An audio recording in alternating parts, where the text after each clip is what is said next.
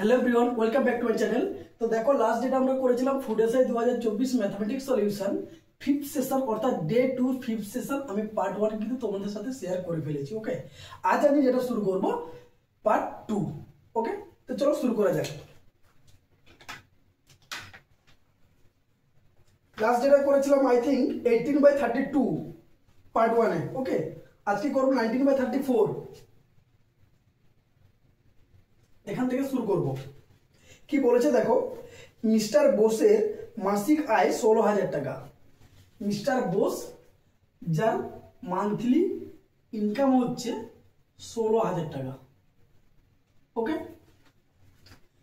সে তার ওই আয়ের 1/4 অংশ খাদ্যের জন্য খরচ করেন। টোটাল যা খাবার দাবার তার জন্য টোটাল আয়ের 1/4 অংশ তিনি খরচ করে ফেলেন। বাকি অংশের 3/10 অংশ হচ্ছে ঘর ভাড়া এবং 5/24 অংশ বাচ্চাদের পড়াশোনার জন্য খরচ করেন। তবে তার মাসিক সঞ্চয়ের পরিমাণ কত এটা চাইছে। ওকে, তো যেহেতু দেখো তিনি টোটাল যেটা ইনকাম করেন ওখান থেকে খরচগুলো সব বাদ যাচ্ছে, দিয়ে ultimate end of the month ওর হাতে কত পড়ে থাকে, মানে মাসিক সঞ্চয় কত হচ্ছে সেটা আমাকে বের করতে হবে। ঠিক আছে, তো আমি দেখো একদম শর্টে করছি। ঠিক আছে, তিনি দেখো খাদ্যের জন্য খরচ করেন 1/4 অংশ। টোটাল ইনকামকে যদি আমি 1 অংশ ধরে নিই, এখান থেকে খাদ্যের জন্য খরচ হয়েছে 1/4, মানে বাকি পড়ে থাকবে কত 3/4। এই যে একটা লাইন লেখা আছে না, তারপরে বাকি অংশের 3/10 অংশ ঘর ভাড়া এবং 5/24 অংশ বাচ্চাদের পড়াশোনা। তাহলে এই টোটাল কত, বাকি অংশের তো টোটাল একটা খরচ আছে, ওই টোটালটা কত না, ওই টোটালটা হচ্ছে 3/10 প্লাস 5/24। 3/10টা কি, 3/10টা হচ্ছে ঘর ভাড়া আর 5/24 হচ্ছে আমি বাচ্চাদের পড়াশোনা। তার মানে এটা যে বাকি যে এই যে টাকাটা 3/4 অংশ, বাকির এত অংশ তিনি আবার খরচ করেন। তাহলে এই দুটোকে যোগ করে কত পাচ্ছি বলতো, পাচ্ছি হচ্ছে লসাগু 120। তার মানে 12 × 3 = 36 প্লাস 24 5 × 120 5 × 5 = 25। That means 3 5 6 61/120। এই 61/120 বাকি যে টাকাটা এই টাকা এর এত অংশ তিনি খরচ করেন। যদি এত অংশ খরচ করেন তাহলে বাকি কত পড়ে থাকবে না, বাকি যেটা পড়ে থাকবে সেটা হচ্ছে সঞ্চয়। সেটা কত না 120 - 61/120, দ্যাট মিনস 59 আই থিঙ্ক এটা। তাহলে বাকি টাকার এত অংশ তিনি সঞ্চয় করেন। বোঝা গেল, এইটা হচ্ছে মোট ইনকাম। 1/4 অংশ তিনি খাদ্যের জন্য খরচ করেন, তাহলে বাকি কত পড়ে থাকলো 3/4 অংশ। এখন এই 3/4 অংশের এত অংশ তিনি আবার খরচ করেন কিসে না 3/10 অংশ হচ্ছে ঘর ভাড়া আর 5/24 হচ্ছে বাচ্চাদের পড়াশোনা। তাহলে টোটাল 61/120 অংশ উনি কিন্তু খরচ করে ফেলেছেন। তাহলে বাকি থাকলো কত 59/120। এইটা হচ্ছে এই বাকি টাকার সঞ্চয়। তাহলে সঞ্চয়ের পরিমাণ কত হবে না 16,000 × 3/4 × 59/120। এইটা হচ্ছে আমাদের সঞ্চয়ের পরিমাণ। তাহলে দেখো এবারে কাটাকাটি করি, 3 40 0 একটা কেটে দিলাম, 4 4 16, দ্যাট মিনস 100 হবে। 100 × 59 মানে 5,900 টাকা। এইটা হচ্ছে আমাদের মিস্টার বোসের কি সঞ্চয়ের পরিমাণ। বোঝা গেল? চলো নেক্সট 20/36। 20/36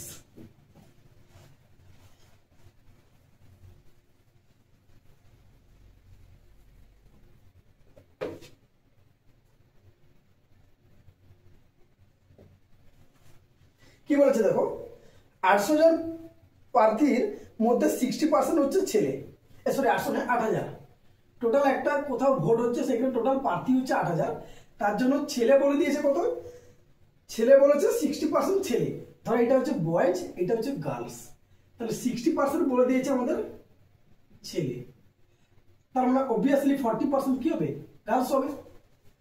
ওকে, তাহলে এর 60% কত হচ্ছে বলতো 4,800 আর 40% হচ্ছে 3,200।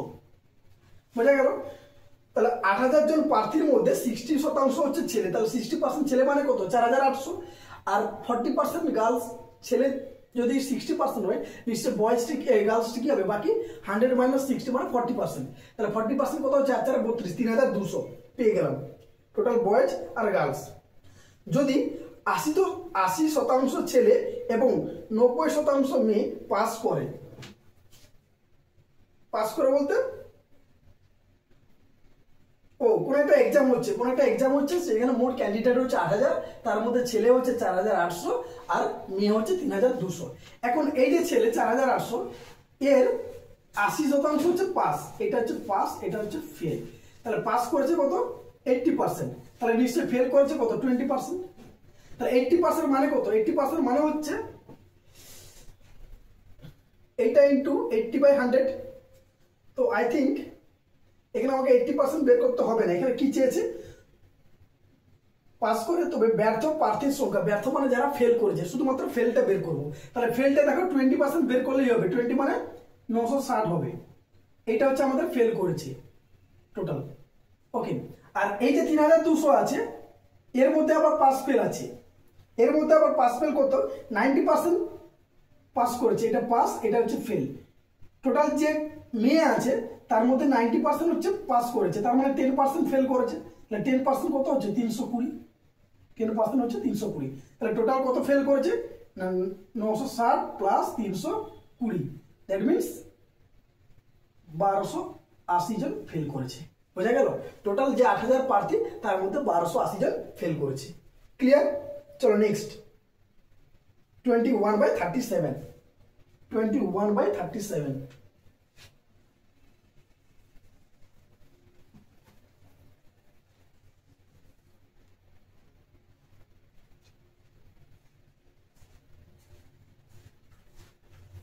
কি বলেছে, এক ব্যক্তি 15 কিমি পার ঘন্টা বেগে কোনো জায়গায় যায় এবং 10 কিমি পার ঘন্টা বেগে ফিরে আসে, তাহলে ওই ব্যক্তির গড় গতিবেগ। ধরো ব্যক্তিটা এখান থেকে এ স্থান থেকে বি স্থানে যাচ্ছে, যাওয়ার সময় রেশিও হচ্ছে স্পিড কত হচ্ছে, যাওয়ার সময় স্পিড হচ্ছে 15 কিমি পার আওয়ার, আর ব্যাকে আসার সময় স্পিড হচ্ছে 10 কিমি পার আওয়ার। কোন একটা ব্যক্তি, সিঙ্গেল ব্যক্তি ওই যাচ্ছে আবার ওই ফিরে আসছে, যদি সেম ব্যক্তি বা সেম গাড়ি বা সেম বাইক যদি হয়, সেক্ষেত্রে অ্যাভারেজ স্পিড ফর্মুলা হচ্ছে 2xy/x + y। তাহলে কি পাচ্ছি আমি না, 2 × 15 × 10/15 + 10। এটা ক্যালকুলেশন করে দেখবে, যেটা বেরাবে সেটাই হচ্ছে অ্যান্সার। 5 5 5 2 5 3 3 4 12 kilometre per hour. এটা হচ্ছে আমাদের এভারেজ স্পিড। বোঝা গেল? চলো নেক্সট, যদি সেম পাবলিক হয়, একই মানুষ হয়, যেই মানুষটা যাচ্ছে সেই মানুষটাই ফিরে আসছে, বা যেই গাড়িটা গেছে ওই গাড়িটা আবার আলাদা স্পিডে আসছে, সেক্ষেত্রে আমি এভারেজ স্পিড বা গড় গতিবেগ বের করার ফর্মুলা হচ্ছে 2xy/x + y। আর আরেকটা হয়, ধরো আমি যাচ্ছি এ থেকে বি তে যাচ্ছি, ওখান থেকে আমার ভাই আসছে বি থেকে এতে, সে মানে দ্যাট মিনস কি পাবলিক চেঞ্জ হচ্ছে, মানুষটা চেঞ্জ হচ্ছে, আমি প্রথমটা গেছি আরেকজন ওখান থেকে ব্যাকে আসছে, সেক্ষেত্রে হবে দুটো যোগ বাই 2 দিয়ে ভাগ, that means x + y/2। Clear? চলো নেক্সট 22/39।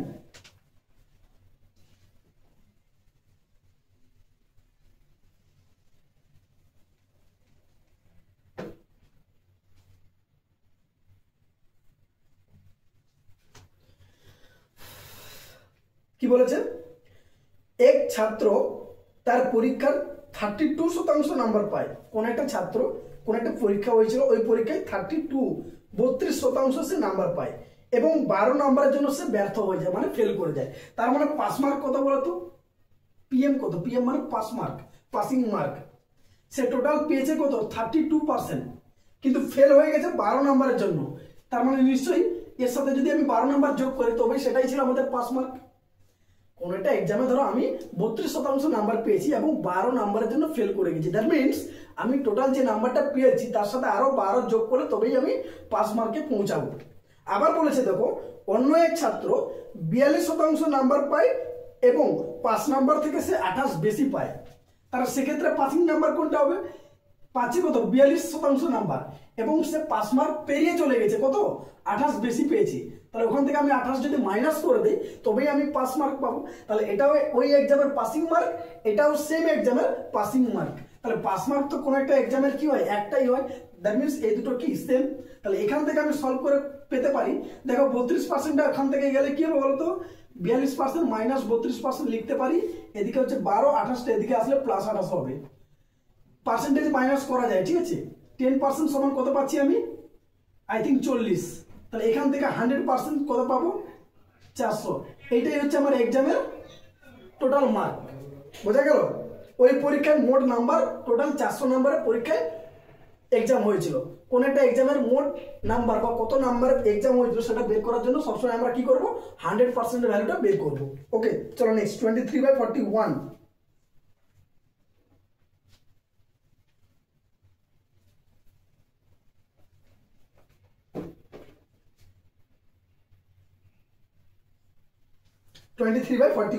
কি বলেছে, তিনটি সমান পাত্রে দুধ ও জলের অনুপাত দিয়ে দেওয়া আছে।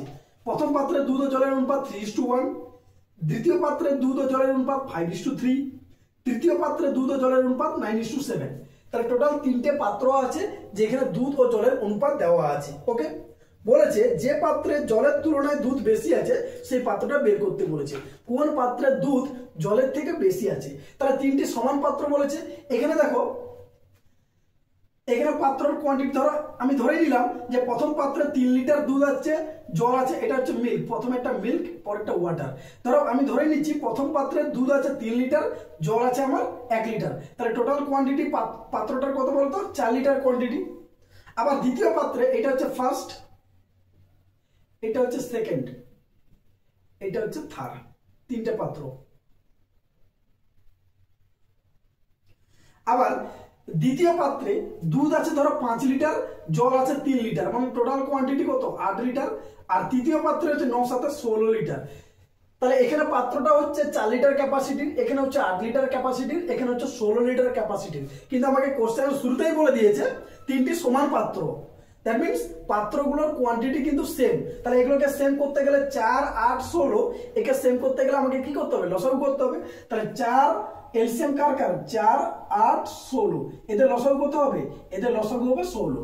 তাহলে লসাগু 16 করতে গেলে আমাকে প্রত্যেকটাকে একে 4 দিয়ে গুণ করতে হবে, একে 2 দিয়ে গুণ করতে হবে, একে 1 দিয়ে গুণ করতে হবে। তাহলে কি পাচ্ছি দেখো, 4 দিয়ে গুণ করলে 4 3 12 আর 4, একে 2 দিয়ে গুণ করতে গেলে 10 6, একে 1 দিয়ে গুণ করা মানে যেটা আছে ওটাই হবে।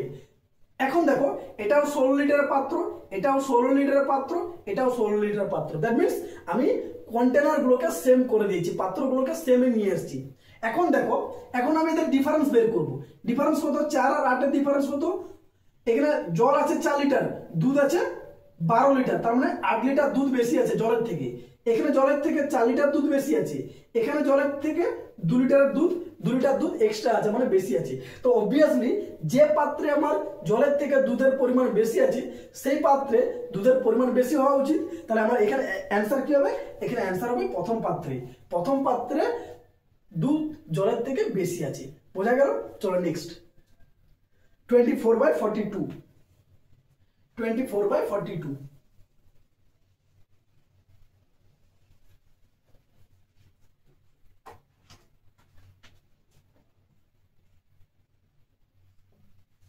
কি বলেছে, মনীষ একটি ঘড়ি 10% ক্ষতিতে বিক্রি করে। মনীষ একজন ছেলে, সে কোনো একটা ঘড়ি 10% ক্ষতিতে বিক্রি করে দিয়েছে। সে যদি ঘড়িটি 54 টাকা বেশি দামে বিক্রি করত তবে 8% লাভ পেত। দেখো মনীষ ওই ঘড়িটা যে টাকায় বিক্রি করুক না কেন, সে যদি 54 টাকা বেশি দামে বিক্রি করত তবে সে 10% ক্ষতির জায়গায় 8% লাভ করতো। মানে 10% ক্ষতি মানে কি, -10। এখান থেকে সে লাভ করতো কত, 8% লাভ করতো, প্লাস 8% লাভ করতো। কার জন্য, এই যে প্লাস 8% লাভ করতো কার জন্য না, এই 54 টাকা। এই 54 টাকা সে বেশি টাকায় বিক্রি করেছে বলে, প্লাস 54 মানে 54 টাকায় বেশি দামে বিক্রি করেছে বলে তার ঘড়িটি 10% লস এর জায়গায় 8% লাভ হয়েছে। তাহলে ডিফারেন্স কত বলতো, ডিফারেন্স হয়ে গেছে 18%। তাহলে আমি বলতে পারি এই 18% এর ভ্যালু হচ্ছে 54। তাহলে 1% এর ভ্যালু কত, 3। 100% ভ্যালু কত, 300। এই যে 100% পেলাম সেটা কি বলতো, এটা হচ্ছে ওই ঘড়িটির ক্রয় মূল্য। সবসময় 100%, এখানে যেটা 100% ভ্যালু সেটাই হচ্ছে ঘড়িটির ক্রয় মূল্য। কিন্তু আমাকে চেয়েছে ঘড়িটির বিক্রয় মূল্য। মনীষ ঘড়িটি কত টাকায় বিক্রি করেছিল, প্রথমে 10% ক্ষতিতে বিক্রি করেছিল, তাহলে 10% ক্ষতিতে বিক্রি করা মানে ক্রয় মূল্য ইন্টু 90/100, তার মানে ঘড়িটির বিক্রয় মূল্য কত? 270 টাকা। বোঝা গেল? চলো নেক্সট 25/43। এই যে ম্যাথটা, এখানে অপশনগুলো ভুল আছে, ঠিক আছে? 25/43 কি বলেছে? একটা ঘড়িতে 12টা 10 বাজে, একটা ঘড়িতে 12টা 10 বাজে বাজার সময় ঘন্টা ও মিনিটের কাঁটা কত ডিগ্রি কোণ করে? ঘন্টা ও মিনিটের কাঁটা কত ডিগ্রি কোণ করে? অপশন কি কি দিয়েছে? অপশন দিয়েছে 25 ডিগ্রি, নেক্সট দিয়েছে 50 ডিগ্রি, দেন দিয়েছে 60 ডিগ্রি, দেন দিয়েছে 40 ডিগ্রি। এক্ষেত্রে অপশন ভুল আছে, অ্যান্সারটা অ্যাকচুয়ালি অ্যান্সার হওয়া উচিত 55 ডিগ্রি, ঠিক আছে? আমি আগে প্রথমটা বলে দেই, 12টা 10 বাজে একটা ঘড়িতে, ঠিক আছে? তো ফর্মুলাটা হচ্ছে 30H ডিফারেন্স 11/2 m, এটা হচ্ছে বেসিক ফর্মুলা, অরিজিনাল ফর্মুলা। তো এক্ষেত্রে দুটো হয়, 12টা 10কে আগে বসাও, এইটা হচ্ছে আওয়ার হ্যান্ড, এইটা হচ্ছে মিনিট হ্যান্ড। তাহলে আওয়ারের ভ্যালু কত আছে? আওয়ারের ভ্যালু হচ্ছে 12 আর মিনিটের ভ্যালু হচ্ছে কত? 10। তো ওকে বসাও। তাহলে 30H এর জায়গায় যদি আমি বসাই, তাহলে এক্ষেত্রে 30 × 12 মানে হচ্ছে কত? 360 ডিগ্রি। আর 10 11/2 m, m এর ভ্যালু কত? 10, তাহলে 11/2 × 10 সেক্ষেত্রে ভ্যালু হচ্ছে কত? 55 ডিগ্রি। তো এটা হচ্ছে ডিফারেন্স সিম্বল। ডিফারেন্স সিম্বল মানে যখন যে ভ্যালুটা বড় হবে, বড় থেকে ছোট মাইনাস করব। এক্ষেত্রে এখন 30H এর ভ্যালু বেশি, তাহলে এখান থেকে এটা মাইনাস করব। অনেক সময় হবে দেখবে এটা ছোট হবে, মিনিটের ভ্যালুটা বেশি হবে, তখন সেক্ষেত্রে মিনিটেরটা মাইনাস করবো। দ্যাট মিনস তাদের মধ্যে ডিফারেন্সটা, তাহলে এখান থেকে মাইনাস করলে কত পাচ্ছি? মাইনাস করলে পাচ্ছি 305 ডিগ্রি। তো অ্যাঙ্গেল দেখো 12টা 10 মানে কি? জাস্ট এই টাইপের একটা অ্যাঙ্গেল আসবে, ঠিক আছে? এরকম একটা অ্যাঙ্গেল আসবে, এখানে 12, এখানে 1, এখানে 2, এটা হচ্ছে 12টা 10, এই টাইপের একটা অ্যাঙ্গেল আসবে, ঠিক আছে? তো অ্যাঙ্গেল দুটো হয়, 12টা 10-এর মধ্যে অ্যাঙ্গেল চেয়েছে, এইটা একটা অ্যাঙ্গেল হয় আর একটা এই অ্যাঙ্গেলটা হয়। একটা হচ্ছে এক্সটেরিয়র অ্যাঙ্গেল বা আউটার অ্যাঙ্গেল, আর একটা হচ্ছে ইন্টেরিয়র অ্যাঙ্গেল বা ইনার অ্যাঙ্গেল। তো এক্ষেত্রে দেখো 305 ডিগ্রি হচ্ছে, তার মানে সেটা হচ্ছে এই বড় অ্যাঙ্গেলটা। কিন্তু যখন কোনো কোণ বলে তো বেসিক্যালি সেটা ছোটর যে কোণটা থাকে ইন্টেরিয়র অ্যাঙ্গেল বা যেটা অ্যাকুইট অ্যাঙ্গেল থাকে, সূক্ষ্ম কোণ, সেটার ভ্যালু চাই। তো ওটার ভ্যালু বের করতে যাওয়া মানে 360 ডিগ্রি থেকে আবার মাইনাস করবো কাকে? না, আউটার অ্যাঙ্গেলটাকে। তখন সেটা বেরোচ্ছে কত? দেখো 55 ডিগ্রি। অ্যাকচুয়ালি অ্যান্সার কিন্তু এটা হওয়া উচিত 55 ডিগ্রি হওয়া উচিত, কিন্তু এক্ষেত্রে অপশন ভুল আছে। এক্ষেত্রে যেটা ভেবে করেছে সেটা আমি একটু আন্দাজ করতে পেরেছি। সেটা হচ্ছে, ধরো একটু বলে দেই, এই যে 12, 1, 2, 3, 4, 5, 6, 7, 8, 9, 10, 11, জাস্ট একটা রাউন্ড ফিগার কিছু একটা করলাম, ঠিক আছে? তো এক্ষেত্রে দেখো কোন একটা জিনিস যেখান থেকে শুরু হয় সেখানে শেষ হওয়া মানে কমপ্লিট একটা রোটেশন। কোন একটা জিনিসের, ধরো এই পেনটা, একে আমি একটা কমপ্লিট রোটেশন কমপ্লিট করে দিলাম, মানে একটা পূর্ণ ঘূর্ণন যখন কমপ্লিট করি তখন কিন্তু অ্যাকচুয়ালি অ্যাঙ্গেল কত হয়? 360 ডিগ্রি। তুমি যেখানে দাঁড়িয়ে থাকো তো টোটাল একবার ফুল রাউন্ড যদি ঘুরে নাও সেক্ষেত্রে অ্যাঙ্গেল তোমার 360 ডিগ্রি কমপ্লিট হয়। তো এক্ষেত্রেও সেম জিনিস, ধরো একটা কাঁটা এখানে আছে, কাঁটাটা পুরোটা ঘুরে এসে যখন আবার 12টার ঘরে কমপ্লিট করে, অলরেডি কাঁটাটি 360 ডিগ্রি কিন্তু অতিক্রম করে ফেলেছে। তাহলে দেখো টোটাল কতগুলো ঘর আছে? 12টা ঘর। তাহলে 12টা ঘরের জন্য কাঁটাকে যেতে হচ্ছে কত? 360 ডিগ্রি। তাহলে একটা ঘরের জন্য কত যেতে হচ্ছে? 30 ডিগ্রি। তাহলে এক্ষেত্রে 12টা 10 বলেছে, মানে কাঁটাটি কত গেছে? দুটো ঘর গেছে। দুটো ঘর মানে দুটো ঘরের ভ্যালু কত? 60 ডিগ্রি। এই হিসাবে মনে হচ্ছে আমার অ্যান্সার 60 ডিগ্রি ওরা দিয়েছে, কিন্তু অ্যাকচুয়ালি এটা কিন্তু বলেনি। এক্ষেত্রে বলেছে কি? ঘন্টা ও মিনিটের কাঁটা বলেছে। শুধু যদি বলতো যে মিনিটের কাঁটা কত ডিগ্রি কোণ উৎপন্ন করেছে, সেক্ষেত্রে অ্যান্সার আমার 60 ডিগ্রি হতো।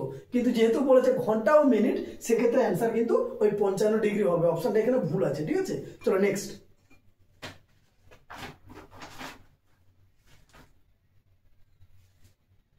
(26/44) প্রত্যেকটা ঘরের ভ্যালু কিন্তু 30 ডিগ্রি করে, এটা তোমরা মনে রাখবে, ঠিক আছে? যে 12টা থেকে একটা 30 ডিগ্রি, একটা থেকে দুটো 30 ডিগ্রি, 11টা থেকে 12টা 30 ডিগ্রি। চলো নেক্সট 26/44 কি বলেছে দেখো, দুজন ব্যক্তির আয়ের অনুপাত 9:7। দুজন ব্যক্তির ইনকামের রেশিও দিয়েছে, ধরো এ ব্যক্তি আর বি ব্যক্তি, এদের ইনকামের রেশিও দিয়েছে 9:7 এবং তাদের মাসিক খরচ মানে এক্সপেন্ডিচার, এর রেশিও দেওয়া আছে কত 4:3। যদি তারা মাসে 2000 টাকা সঞ্চয় করে, দুজনেই সেভিং কত করছে, এও করছে 2000 টাকা আর এও করছে 2000 টাকা, দুজনেই যদি সেম সেভিং করে সেক্ষেত্রে আমরা রেশিও যে ব্যালেন্স যে মেথডটা আছে ওইটা ইউজ করে করব। দেখো এও প্রথম ব্যক্তিও করেছে 2000 টাকা সেভিং করেছে আর দ্বিতীয় ব্যক্তিও করেছে 2000 টাকা সেভিং করেছে। যদি দুজনেই সেম সেভিং করে সেক্ষেত্রে আমরা কি করব, রেশিও ব্যালেন্সিং যে ফর্মুলাটা আছে সেটা ইউজ করব। রেশিও ব্যালেন্সিং বলতে দেখো এক্ষেত্রে এদের ডিফারেন্স কত 2, এখানে ডিফারেন্স কত 1, তাহলে একে ব্যালেন্স করব। এর ডিফারেন্স দিয়ে নিচেরটাকে গুণ করব, এর ডিফারেন্স দিয়ে উপরেরটাকে গুণ করব। তাহলে নিচেরটা উপরেরটা 1 আছে, নিচে 1 আছে, তাহলে 1 দিয়ে উপরেরটাকে গুণ করব, তার মানে সেম পাবো। আর এক্ষেত্রে 2 আছে, 2 দিয়ে নিচেরটাকে গুণ করব, দেখো 8 আর 6 পেলাম। এখন দেখো প্রথম ব্যক্তি ইনকাম 9 টাকা, খরচ করেছে 8 টাকা, তার মানে সেভিং কত 1 টাকা। আমরা সেভিং কি জানি, সেভিং ইকুয়াল টু হচ্ছে income minus expenditure, S equal to হচ্ছে আই মাইনাস ই, এটা হচ্ছে ফর্মুলা। তার মানে দেখো সেভিং ইনকাম থেকে আমি এক্সপেন্ডিচার মাইনাস করলাম, খরচ আয় থেকে খরচ মাইনাস করলাম, 1 ইউনিট পেলাম। একইভাবে দ্বিতীয় ব্যক্তির ক্ষেত্রেও দেখো আয় করেছে 7 টাকা, খরচ করেছে 6 টাকা, তার মানে তার ইনকাম কত 1 টাকা। তাহলে এই দেখো দুজন ব্যক্তি কিন্তু সেভিং সঞ্চয় কত 1 টাকা, তাহলে দুজন ব্যক্তির সঞ্চয় সেম, তাহলে সঞ্চয় যেটা সেটা 1, তারই ভ্যালু তো 2000। দুজন ব্যক্তির সঞ্চয় কত 2000, তার মানে আমি এখান থেকে পাচ্ছি 1 1, তার মানে 1 এর ভ্যালু 2000।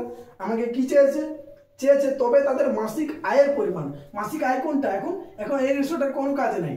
মাসিক আয় মানে যে 9 আর 7, তাহলে 9 এর ভ্যালু কত 9 2 18,000 আর 7 এর ভ্যালু হচ্ছে 7 2 14,000। তাহলে দুজন ব্যক্তির মাসিক আয় কত 18,000 আর 14,000, অপশন এ হবে অ্যান্সার। ওকে চলো 27/47, 27/47।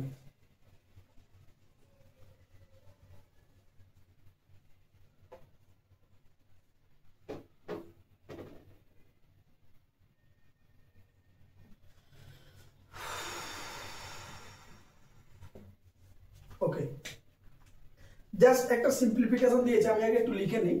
x প্লাস 2 এর 3 ইন্টু 5 এর 6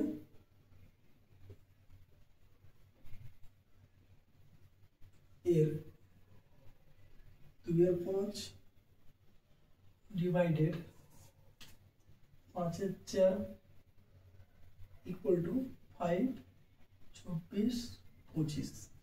এই একটা এক্সপ্রেশন দেওয়া আছে, ঠিক আছে, এখান থেকে x এর ভ্যালু চেয়েছে। তো সবার আগে আমরা কি জানি, ব্র্যাকেটের কাজ হয় বি ফর ব্র্যাকেট, দেন ও আসে, ও মানে অফ, এর কাজ হয়। তো এক্ষেত্রে এর আছে দেখো, তাহলে এর কাজটা করব। এর কাজ কি আছে বলতো, এর কাজ আছে, আমি এখানেই কাজ করছি, তোমরা কিন্তু পরপর করে যাবে, ঠিক আছে। এর কাজ কি আছে, 1 পূর্ণ 1 এর 4 এর 2 এর 5, এর মানে আমরা কি জানি গুণ, 1 পূর্ণ 1 এর 4 মানে 5 এর 4, 5 এর 4 ইন্টু 2 এর 5, তাহলে এটা কেটে গেল 1 2, তার মানে কি দাঁড়াচ্ছে আমার 1 এর 2 দাঁড়াচ্ছে, কি দাঁড়াচ্ছে 1 এর 2, বোঝা গেল কোনটার ভ্যালু 1 এর 2 দাঁড়াচ্ছে, এখান থেকে এতটার ভ্যালু হচ্ছে 1 এর 2। ক্লিয়ার? আমি কিন্তু এই একটার উপরে কাজ করছি, তোমরা কিন্তু বারবার পরের লাইনে পুরোটা লিখবে, শুধু এই জায়গাটা চেঞ্জ করবে, 5 এর 6 ডিভাইডেড 1 এর 2। আমি এটাকে মুছে দিচ্ছি, এটা হচ্ছে ফার্স্ট লাইন ছিল, এখান থেকে সেকেন্ড লাইন হচ্ছে তোমরা এটা করবে 1 এর 2, বোঝা গেল।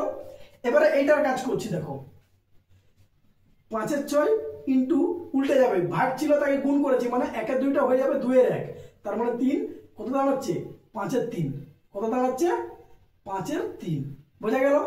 তার মানে নেক্সট যে লাইন আসবে সেক্ষেত্রে আমার কাজ আসবে কি, 3 নম্বর লাইনে এটা পুরোটা নিচেটা সবটা মুছে দিব, হবে কত 5 এর 3। ক্লিয়ার? এখন থার্ড যে লাইনে আসবে, এই থার্ড লাইনে হচ্ছে এটা 5 এর 3 হবে, ফোর্থ লাইনে এই জিনিসটা উল্টে যাবে, 3/5 এর 3, অ্যাকচুয়ালি 3/5 এর 3 মানে হচ্ছে 3 × 3/5, তার মানে 9 এর 5, এটা হচ্ছে আমার ফোর্থ লাইনের কাজ, 9 এর 5, তার মানে পুরোটা মুছে দেবো, এখান থেকে এটা পুরোটা মুছে দিলাম, মুছে দিয়ে কি পাচ্ছি, এটা 9 এর 5। ওকে, এই জিনিসটাকে এবার একটু কাছে নিয়ে আসবো। এটা ডিভাইডেড বাই কত ছিল, ডিভাইডেড বাই ছিল আই থিঙ্ক 5 এর 4, আর ছিল 5 24 এর 25, এটা ছিল। হয়ে গেল। এখন পরের লাইনে এইটাকে পুরোটাকে ক্যালকুলেশন করব, এখান থেকে এতটাকে ক্যালকুলেশন করব। কি পাচ্ছি দেখো, 2 এর 3 ইন্টু 9/5 ইন্টু এটা ডিভাইড ছিল, তাকে আমি ইন্টু করলাম, তাহলে 5-এর চাপ ছিল, এটা হয়ে যাবে 4-এর 5। ওকে, তাহলে শুধু একটা কাটাকাটি হবে, 3 3 এ 9, তাহলে 3 4 12, 12 24/25, 24/25 পাচ্ছি আমি। এখান থেকে এতটার ভ্যালু পাচ্ছি 24/25। তার মানে আমার কি দাঁড়াচ্ছে ব্যাপারটা বলো তো, যেটা দাঁড়াচ্ছে সেটা হচ্ছে x প্লাস 24/25 সমান, এবার এই জিনিসটা দেখো, এই যে 5 পূর্ণ 24/25, 5 and 24/5, এটাকে লেখা যায় 5 প্লাস 24/25, 5 প্লাস 24/25 এটা লেখা যায়। তাহলে দেখো এদিকেও প্লাস 24/25, এদিকেও প্লাস 24/25 কেটে গেল, তার মানে আমার অ্যাকচুয়ালি কি দাঁড়াচ্ছে, x এর ভ্যালু 5। বোঝা গেল x এর ভ্যালু কত হলো, 5। ওকে, চলো নেক্সট, 28/49, 28/49 পরপর স্টেপ ওয়াইজ আমি ক্যালকুলেশন গুলো করে যাব, দিলে দেখবে অ্যান্সার হয়ে যাবে। 28/49 কি বলেছে, এক মালি তার বর্গাকার বাগানে 1400 গাছ সমান সংখ্যক সারি ও কলমে সাজাতে চায়। টোটাল মালির গাছের সংখ্যা হচ্ছে 1400 আছে, সে যতগুলো সারি করবে ঠিক ততগুলো গাছ লাগাবে, যতগুলো সারি করবে ততগুলো কিন্তু গাছ লাগাবে। তার মানে ধরো এখানে 1 2 3 4, 1 2 3 4 5 6, হ্যাঁ ধরো এটা আমি বুঝাতে চাইছি। ধরো এই সারিতে এখানে গাছ লাগিয়েছে 1 2 3 4 5 6টা, তো সে 6টা লাইনও টানবে, 1 2 3 4 5 6, 1 2 3 4 5 6, মানে একটা সারিতে যতগুলো গাছ লাগাবে ঠিক ততগুলো সারির সংখ্যা। তার মানে কি ধরলাম আমি এক্সটা গাছ লাগিয়েছি একটা সারিতে, তাহলে টোটাল সারির সংখ্যা কত, এক্স, তার মানে তার টোটাল গাছ লাগার কথা কত, এক্স স্কোয়ার, তাহলে এক্স স্কোয়ার সমান এটা হওয়া উচিত। তার মানে এক্স এর ভ্যালু কি আসবে, √1400। বোঝা গেল। কিন্তু কি বলেছে, কমপক্ষে আর কতগুলি গাছ হলে একইভাবে সাজানো যাবে। তার কাছে 1400 গাছ আছে, কিন্তু 1400 গাছে তো হবে না, এটা তো স্কোয়ার রুট করা যাবে না, তাহলে এর সাথে কত যোগ করলে আমি এটাকে ওই একটা লেভেলে আনতে পারি, মানে যতগুলো সারি ততগুলো গাছ করতে পারি। তো এবারে দেখো এটাকে একটু ভাঙবো, বর্গমূল তো 1 থেকে 30 40 যতগুলো পারবে স্কোয়ার নাম্বার মুখস্থ করার চেষ্টা করবে, যদি মুখস্থ করতে পারো তাহলে খুবই ভালো। 1400 মানে দেখো এর আগের স্কোয়ার নাম্বার কত, 900, প্লাস একটা আমার পড়ে থাকবে কত, 100, আর এখানে 500। ওকে, 900 মানে আমি পাচ্ছি কত, 30 এর স্কোয়ার, আর 500 মানে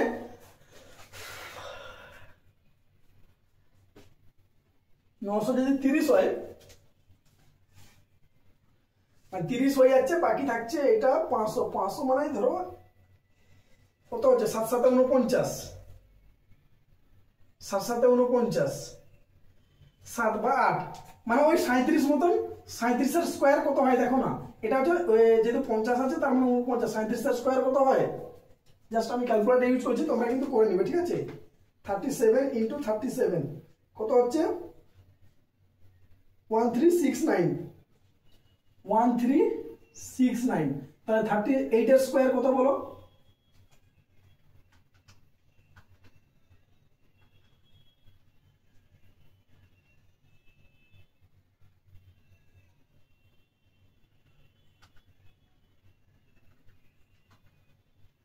1444, 1444, এটা হচ্ছে আমাদের 38 এর স্কোয়ার। তাহলে দেখো আমার যদি 1444টা যদি গাছ আমার কাছে থাকতো, তবেই আমি কিন্তু যতগুলো সারি ততগুলো গাছ লাগাতে পারবো, কিন্তু আমার কাছে আছে কত, 1400, তার মানে এখান থেকে মাইনাস করে দাও 1400, তাহলে পড়ে থাকবে কত, 44।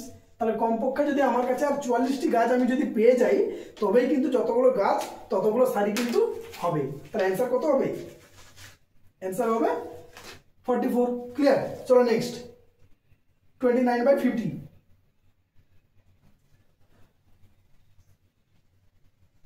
টোটাল আমার 1400 গাছ আছে, কিন্তু 1444 যদি করতে পারি তবেই আমি যতগুলো সারি ততগুলো গাছ লাগাতে পারবো, তার মানে নিশ্চয়ই আমার 40টা গাছ লাগবে। নাও 29/50 কি বলেছে, 6412 এর সাথে ক্ষুদ্রতম সংখ্যাটি ক্ষুদ্রতম কোন সংখ্যাটি হতো, ঠিক আছে, যোগ করলে যোগফল একটা পূর্ণবর্গ সংখ্যা পাওয়া যাবে। তাহলে কি আছে, সেম 6412 আছে। তাহলে 6412 মানে 6464, 64 মানে 8, 80 স্কয়ার আমরা জানি কত, 80 স্কয়ার কত জানি, 80 × 80 8 8 64, 6400। তাহলে 81 স্কয়ার কত হবে, এর পরের নাম্বার হচ্ছে 81, 81 স্কয়ার কত হবে 6561। আছে আর ভ্যালু কত 6412 মাইনাস 149। তাহলে এই সংখ্যার সাথে যদি ক্ষুদ্রতম আমি 149 যদি যোগ করে দেই তবে সংখ্যাটা কি হয়ে যাবে আমার পূর্ণবর্গ। আছে আমার 6412 কিন্তু 80 আমি জাস্ট এটা আন্দাজ করলাম, 64 মানে কি 80, 80 মানে 6400 হচ্ছে, কিন্তু তার মানে তার ঠিক পরের সংখ্যা 81 স্কয়ার কত হবে 6516 হবে। তার মানে আমি এই যে সংখ্যাটার সাথে যদি আমি 149 যোগ করে তবেই আমি পাচ্ছি কত 6561। তার সেই সংখ্যাটা কি পূর্ণবর্গ সংখ্যা, বোঝা গেল। চলো নেক্সট 30/52।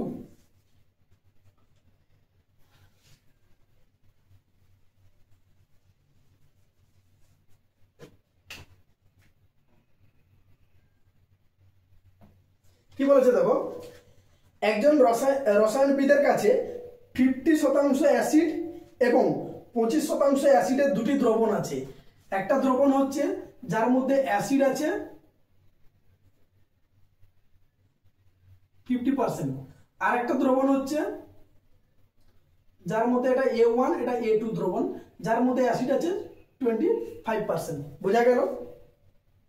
বলেছে 10 লিটার 40% অ্যাসিডের দ্রবণ তৈরি করতে দ্রবণ দুটি থেকে কত পরিমাণ লাগবে। আমার কাছে একটা দ্রবণ আছে যার মধ্যে অ্যাসিড আছে 50%, আর একটা দ্রবণ আছে যার মধ্যে অ্যাসিড আছে 25%। তো আমি ওই দুটি দ্রবণ থেকে একটা থেকে কত নেব আর একটা থেকে কত নেব, নিয়ে এমন একটা দ্রবণ তৈরি করব যে দ্রবণটার অ্যামাউন্ট কোয়ান্টিটি হচ্ছে 10 লিটার এবং তাতে অ্যাসিডের পরিমাণ যেন 40% থাকে। তো এটাকে অ্যালিগেশন ইউজ করবো। দেখো এটা 50%, এটা 25%, আর ওভারঅল যেটা বানাচ্ছে সেটা হচ্ছে আমার 40%। তো অ্যালিগেশন লাগাবো 50 25 এটা 40। তো এটা হচ্ছে অ্যালিগেশন লাগিয়ে দেখো এটা 15 আর 10 পাচ্ছি, তার মানে রেশিও হচ্ছে কত 5 3 15 5 2 10। এই যে 3:2 পেলাম, তার মানে আমি প্রথম দ্রবণ থেকে 3 লিটার নিয়েছি, তৃতীয় দ্রবণ থেকে ধরো 2 লিটার নিয়েছি, তাহলে টোটাল আমি কত লিটার বানালাম মিশ্রণ 5 লিটারে বানিয়ে ফেলেছি, কিন্তু 5 লিটার নয়, মিশ্রণটা কত লিটারে 10 লিটারে ডবল। তাহলে এটা 5 এর ভ্যালু হচ্ছে 10, 1 এর ভ্যালু হচ্ছে 2, তার মানে 1 এর ভ্যালু যদি 2 হয় তাহলে 3 এর ভ্যালু 6 আর 2 এর ভ্যালু 4। তার মানে প্রথম দ্রবণ থেকে আমি 6 লিটার নিয়েছি আর দ্বিতীয় দ্রবণ থেকে আমি 4 লিটার নিয়েছি, নিয়ে একটা 10 লিটার দ্রবণ বানিয়েছি, যে ক্ষেত্রে অ্যাসিডের পরিমাণ কত 40%। বোঝা গেল। অপশন এ হবে অ্যান্সার। চলো নেক্সট 31/59। 31/59 খুবই সোজা একটা অঙ্কগুলো দেওয়া আছে, ঠিক আছে, একটু বোঝার চেষ্টা করবে, যেভাবে বলছি একটু শুনবে, দেখবে খুব সহজে হয়ে যাবে।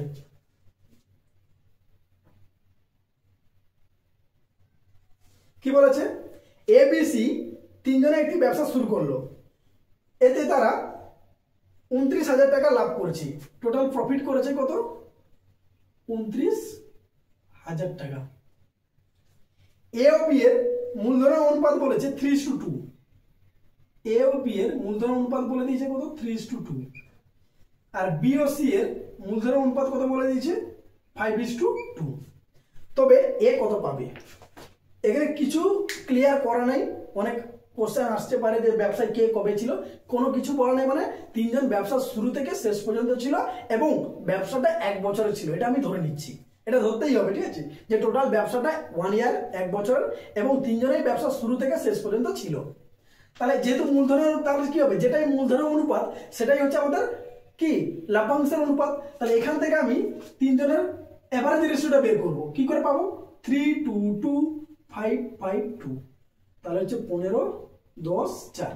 এইটা হচ্ছে তিনজনের মানে কম্বাইনিং মূলধনের অনুপাত, তার মানে সেটাই হচ্ছে আমাদের কি কম্বাইনিং প্রফিট বা লাভ্যাংশের অনুপাত। তাহলে টোটাল লাভ্যাংশ কত 29 ইউনিট হচ্ছে, তাহলে 29 ইউনিটের ভ্যালু হচ্ছে 29,000 টাকা। তাহলে 1 ইউনিটের ভ্যালু কত 1000। কার চেয়েছে? এ চাইছে 15 ইউনিটের ভ্যালু কত? 15000। তাহলে ওই টোটাল লভ্যাংশ থেকে এ এর পরিমাণ কত হবে? 15000 টাকা। বোঝা গেল? চলো নেক্সট 32/63। যেহেতু কোনো কিছু বলা নেই, তার মানে ধরে নিতে হবে যে তিনজনের ব্যবসা শুরু থেকে শেষ পর্যন্ত ছিল এবং টোটাল ব্যবসাটা 1 বছর ছিল, মানে সময়ও সেম ছিল আর হচ্ছে শুরু থেকেই ছিল। সময় সে 1 বছর হোক 2 বছর হোক যাই হোক সেটা বড় কথা নয়, সময় তিনজনের জন্য সেম। যেহেতু তিনজন শুরু থেকে শেষ পর্যন্ত ছিল, তার মানে সময়টা অবভিয়াসলি ইকুয়ালি হবে তিনজনের। ওকে, চলো নেক্সট 32/63। কি বলেছে? একটি গির্জার 3টি ঘন্টা একসাথে বাজে বা বাজিয়ে দিয়েছি। ধরো প্রথমে গির্জার 3টে ঘন্টা আছে, 3টে ঘন্টাকে আমি একসাথে বাজিয়ে দিয়েছি। এখন তারপর তারা 3x1 3 সেকেন্ড, 2x1 2 সেকেন্ড এবং 1x2 3 সেকেন্ড পর বাজে। প্রথম ঘন্টাটা বাজে 3x1 3 সেকেন্ড অন্তর, দ্বিতীয় ঘন্টাটি বাজে 2x1 2 সেকেন্ড অন্তর, আর তৃতীয় যে ঘন্টাটা সেটা বাজে 1x2 3 সেকেন্ড অন্তর বাজে। তাহলে বলছে তাহলে ওই 3টি ঘন্টা ন্যূনতম কত সময় পরে বা যে সময় পরে একসাথে বাজবে তার সে সময়টা কত চেয়েছে। তো এই টাইপের ঘন্টা, বেল বা কোনো কিছু থাকলে তার মানে আমাদের লসাগু করতে হবে। বোঝা গেল? একদম পাতি মনে রাখবে লসাগু। কি দেওয়া আছে? প্রথমে 3x1 3, প্রথম ঘন্টা বাজে 3x1 3 মানে কত? 10 সেকেন্ড অন্তর বাজে। দ্বিতীয় ঘন্টা বলেছে 2x1 2 মানে 5 সেকেন্ড অন্তর বাজে। আর তৃতীয় ঘন্টা হচ্ছে 1x2 3, 1x2 3 মানে 5 সেকেন্ড অন্তর বাজে। তাহলে এই যে তিনটি আমি ভগ্নাংশ পেলাম, তাদের কি বের করতে হবে? তাদের বের করতে হবে লসাগু। আর ভগ্নাংশের লসাগু বের করা মানে কি? যেটা বলবে ভগ্নাংশের যেটা বলবে, যদি লসাগু বলে তাহলে সেটা হবে হরের লসাগু বাই লবের লসাগু, উপরেরটা লবের লসাগু বাই নিচে হরেরটা উল্টো হবে, হরের গসাগু হবে। তাহলে লবের লসাগু দেখো 10 5 5, এদের লসাগু কত হবে? 10ই হবে, যেটা বড়। আর হরের গসাগু 3 2 3, গসাগু কত হবে? 1 হবে। তার মানে আলটিমেট সময় কত লাগবে আমার? 3টি ঘন্টা আবার 10 সেকেন্ড পরে একসাথে বাজবে। বোঝা গেল? ন্যূনতম 10 সেকেন্ড পরে ঘন্টা 3টি আবার একসাথে বাজবে। চলো নেক্সট 33/65। এই অঙ্কটা পুরো মুখস্থ করতে হবে। নেক্সট যে অঙ্কটা করাবো সেটা পুরো মুখস্থ করতে হবে, ঠিক আছে? অনেক সময় এটা অনেক জায়গায় দিয়েছে, পুরো মুখস্থ রাখবে, আর কিছু না। কিভাবে হচ্ছে আমি বলে দিচ্ছি আবার। কি বলেছে? একটি আয়তক্ষেত্রের বা আয়তকার ক্ষেত্রে একটা আয়তকার ক্ষেত্র আছে, যার দৈর্ঘ্যকে 10% বাড়ানো হলো এবং প্রস্থকে 10% কমানো হলো। একটা আয়তকার জমি ধরে নাও, একটা জমি আছে, তাহলে জমির দৈর্ঘ্যকে আমি 10% বাড়িয়ে দিলাম আর প্রস্থকে 10% কমিয়ে দিলাম। তাহলে আলটিমেট এতে করে নতুন ক্ষেত্রটির ক্ষেত্রফল কত? আলটিমেট ক্ষেত্রফল কিন্তু 1% কমে যাবে। আগের ক্ষেত্রফল যা ছিল ক্ষেত্রফল কিন্তু 1% কমে যাবে। এটা অ্যান্সার পুরো মুখস্থ রাখবে। ক্ষেত্রফল সবসময় 1% হ্রাস পাবে বা কমবে। কি করে পাচ্ছি? ফর্মুলা কি? ফর্মুলাটা হচ্ছে x - y - xy/100। প্রথমে বাড়িয়েছি তার মানে এটা এই জন্য প্লাস x করেছি, ঠিক আছে? 10% বাড়িয়েছি তার মানে +10, মাইনাস 10% কমিয়েছি -10, মাইনাস দুটোর গুণ 10 × 10 বাই নিচে অলওয়েজ 100। তার +10 -10 কেটে গেল আর উপরে 10 10 100 কেটে গেল। তার মানে অ্যাকচুয়ালি কি? -1%। তার মানে ক্ষেত্রফল সবসময় কি হবে? আগে যা ছিল তার থেকে সবসময় 1% কিন্তু কমবে। এটা পুরো মুখস্থ রাখবে, ঠিক আছে? চলো নেক্সট 34/66।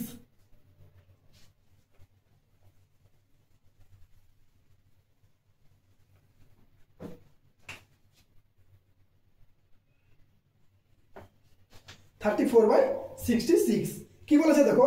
এক ব্যক্তি তার অর্থের 1/10 অংশ স্কুলে দান করে। এক ব্যক্তি তার অর্থের 1/10 অংশ স্কুলে দান করে, বাকি অর্থের 1/6 অংশ এক গির্জাকে দেয় এবং যত টাকা অবশিষ্ট থাকে তা 3 জন ছেলেমেয়ের মধ্যে সমানভাবে ভাগ করে দেয়। যদি প্রত্যেক সন্তান 50,000 করে টাকা পায় তাহলে তার অর্থের পরিমাণ কত? আমি ধরে নিচ্ছি ওই ব্যক্তির অর্থের পরিমাণ হচ্ছে 1 অংশ। তাহলে 1 অংশ থেকে 1/10 অংশ কি করেছিল সে? না 1/10 অংশ হচ্ছে স্কুলে দান করে। তার মানে বাকি কত? বাকি হচ্ছে 9/10।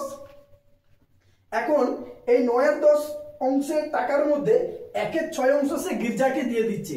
1/6 যদি গির্জাকে দেয়, 1/6 যদি গির্জাকে দিয়ে দেয়, তাহলে বাকি থাকবে কত? 5/6। কার না এই টাকার বাকি হচ্ছে এই টাকাটা, তার মানে ইন্টু 9/10। তার মানে কাটাকাটি করলে কত পাচ্ছি আমি? 5 2 10, 3 2 10, 3 3 9, তার মানে 3/4। বোঝা গেল? 1/10 অংশ সে স্কুলে দান করে দিচ্ছে, তার মানে বাকি পড়ে থাকবে 9/10।